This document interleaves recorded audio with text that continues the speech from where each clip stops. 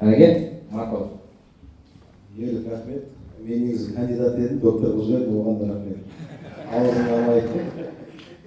Қадірменді Қызылжар өңірі халқы қош келдіңіздер дейміз.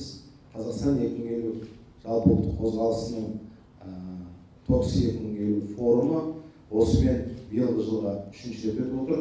Оның алдында ең алғаш форум Атырау облысында өткен болатын. Одан кейін Астана қаласында міне 3-ші мәрте осы Қызылжар өңіріне келіп отырмыз.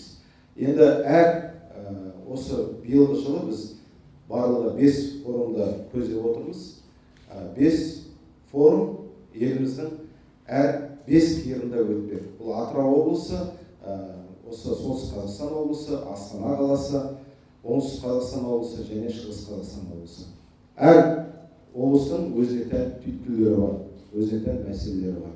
Сол мәселелерді біз біріншіден осындай мәселелерді ашық алаңқайда көтеріп, талқылап, екінші сол мәселелерді тиісті құзырлы органдардың құлағына жеткізуді көздеп отырмыз. Үшіншіден оның шешімдерін ұсынымдар ретінде атқарушы биліктің назарына, жергілікті құзырлы органдардың назарына ұсынуды көздеп отырмыз. Яғни мақсаты осыдан туындайды. Қазір мына Петропавл қаласында өткізгелі жатырмыз.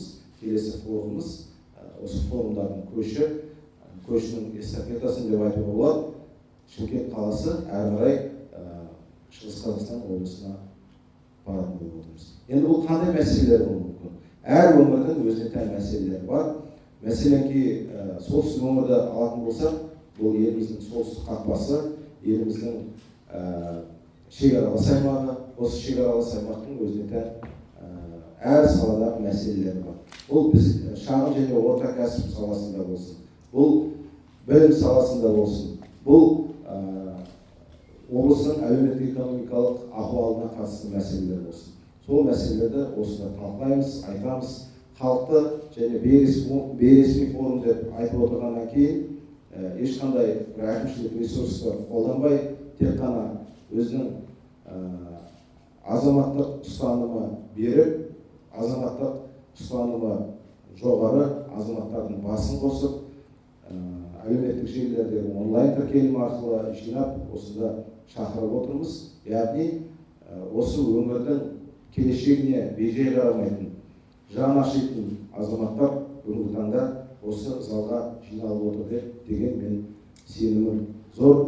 Сондықтан да әр сала бойынша бүгінгі солтүстік өңірдің, Қызылжар өңірінің, Мағжан ақынның, Шал ақынның туған жерінің қандай түйткілдері бар, қандай мәселелері бар, сол мәселелерді халықтың талқысына салып, және ары қарай тиісті шешімдерін нұсқап, оның ары қарай шешілуіне қозғалыстың белсенді мүшелері арқылы ықпал етсек дейміз. Яғни тек қана жай айтып қана қоймай, айтты, кетті, бітті, ұмытылды деген мәселе емес. Біріншіден мұнда ақпарат құралдары келіп отыр.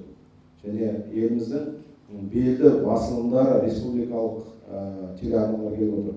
Солар арқылы да жергілікті атқарушы биліктің назарына, жергілікті құзырлы органдардың назарына ұсынып, сол мәселелердің одан әрі шешілуіне септігімізді тигізсек деп ойлаймыз. Рахмет, тағы да қош келдіңіздер.